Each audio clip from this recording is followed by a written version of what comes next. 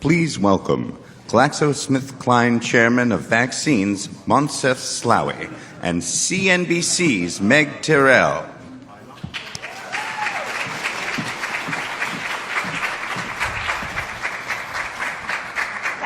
That was awesome. Yeah. They were so amazing. We were sitting with them over there, and I had no idea how awesome they were, so that was so cool. Dr. Slawi is the global chairman of vaccines at GlaxoSmithKline, and we're going to talk today about biopreparedness, just how to be better prepared for the next Ebola, the next Zika, because inevitably there will be one. And just to give you guys a hint about the kind of guy منصف is, every time I'm with him, I learn something awesome about him or about the world or about science. And today it was when Vice President Biden was speaking and he mentioned the HPV vaccine. And منصف very modestly leans over and he says, I discovered that. So,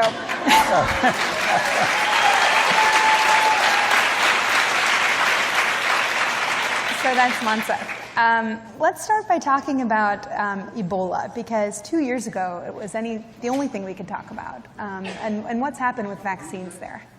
So first of all, thanks for having me here. And you know, if there's one message I want to tell you, remember the sense of urgency that Vice President Joe Biden instilled in us with the need to fight cancer. Infectious disease, and in particular epidemic infectious disease and pandemics, can unfortunately have a dramatic impact on the human population in days. Unfortunately kill as many people as die from cancer in a year. So it's really, really very important. And Ebola was unfortunately not the last. Since then there has been 2 more outbreaks. Was a very significant outbreak that has really risen to the attention of the global community because of the fear of these infectious agents and the deaths associated with it. And in August of 2014, when the World Health Organization frankly called various companies, including GlaxoSmithKline, saying, do you have a vaccine against Ebola? We need help. This is a major emergency. We looked and we said, yes, we have one. However, it's just in what's called preclinical stages, i.e. tested in animal models. And they said, well, we need to do something.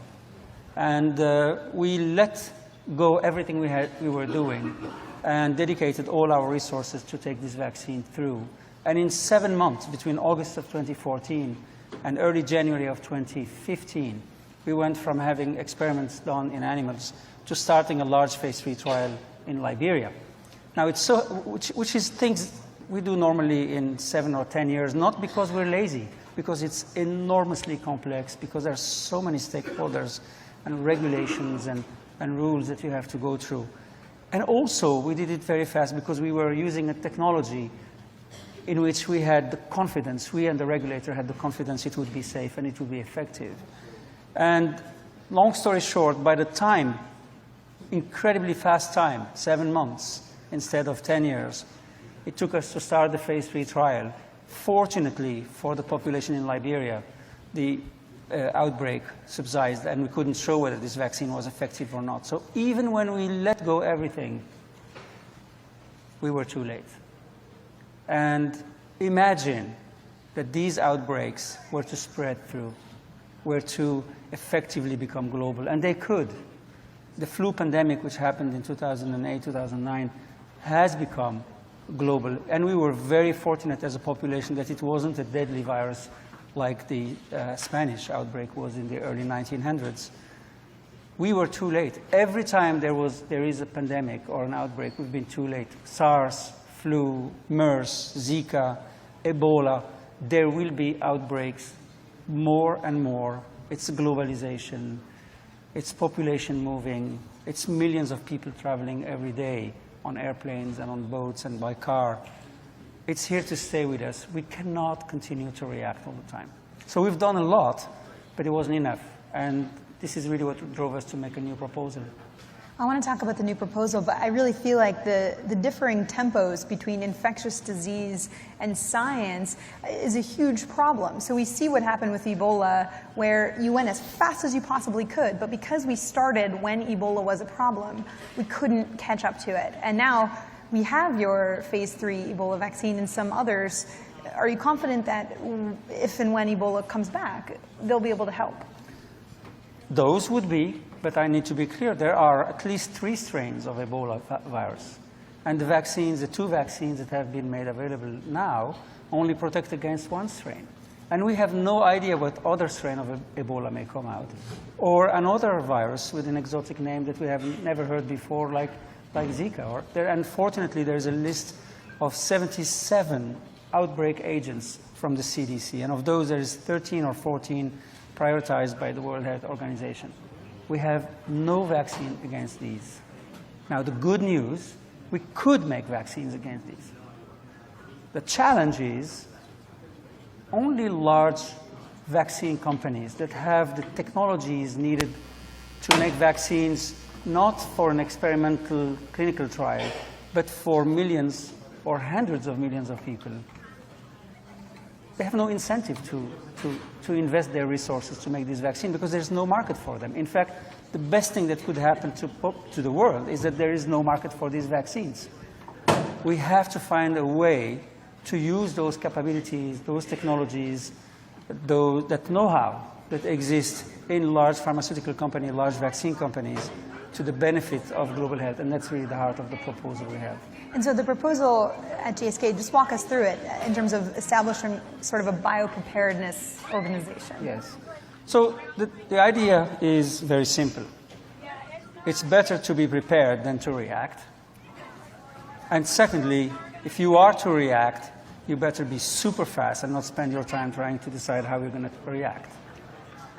And the best way to do that is to have a dedicated, permanent organization that has access to the technologies that we have spent decades and billions of dollars, literally, to develop, to discover, to patent. Make those technologies available to that organization and ask that organization under the governance of an independent body, and I will come to that in a minute, to ask that organization to go through those diseases that threatens humanity and discover and develop vaccines against them, one after the other. And that's the preparedness part. And God forbid, if an outbreak happens with a disease that we haven't yet a vaccine against, that same organization can be instantly refocused. It will be trained, geared, and has the technology to maybe, rather than 7 months, in 4 months, make a vaccine and make it available. What does a company like GlaxoSmithKline need in order to be able to divert a team of people to do that? From doing something that might be profitable, like a diabetes drug or a cancer drug or something, to do work like this, what do you need to do that? Yeah. So the challenge is what we call the opportunity cost. Rather than discovering a vaccine against papillomavirus, HPV, or RSV, we diverted our resources to Ebola or to flu pandemic. The challenge is for the persistence of our organization. We have to provide a return to the shareholders. At the same time, we believe in GSK that for the persistence of our organization, we have to be socially responsible. We have things that only large organizations can do. We have to use them for the good of humanity. So we proposed to make all our technologies available for free to an organization under our oversight that is governed by an independent body. We do not want to make any benefit from it. We do not want it to cost us. And we will have that organization take our technologies as they are today, or the improvements we will make to them, and as I said, discover vaccines, develop them, register them with the regulators.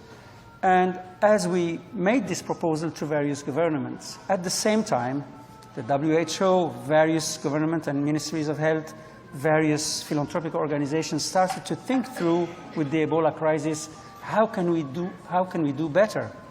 And there's been a converging perspective from all these stakeholders to say we have to do something together and we have to do it better. And we participated as industry and as GlaxoSmithKline in particular to the creation of a new coalition called CEPI, or the Coalition for Epidemic Preparedness and Innovation. And actually, the CEO of that coalition is here present in the room. And this coalition puts together philanthropic organizations, government agencies, and in a form of community regulatory agencies, vaccine industrial players, civil society leaders, in a constituency that is going to oversee which diseases should we make a vaccine against, that will raise funding and use it to provide support to an organization like the biopreparedness organization we have proposed, or to other forms through which companies that have technologies that can be useful can make them available to discover vaccine. This is such a big task that we have to do it together and as many players as possible. Now, our stand is to say, here and now, here is a proposal. We put it out there for free. To be honest, it's been 2 years we talk about it. I can't imagine how we will all feel if, God forbid, tomorrow there is another outbreak and we're not prepared for it. We have to do it. And my ask to this audience, today, tomorrow, the next days, there are more than 150 leaders from across the world here. This is an issue that can change the face of humanity overnight. We have to deal with it. We have to be prepared. There is now a global organization called the CEPI that can oversee how industrial know-how and knowledge can be made available with no profit for the benefit of humanity to help us deal with this. We have to do it. And I'll count on you to really spread this message and create the same sense of urgency we have all felt that Joe Biden was talking about cancer, for something that can touch us all anytime. We're out of time. Thank you, Dr. Slaoui. Thank you.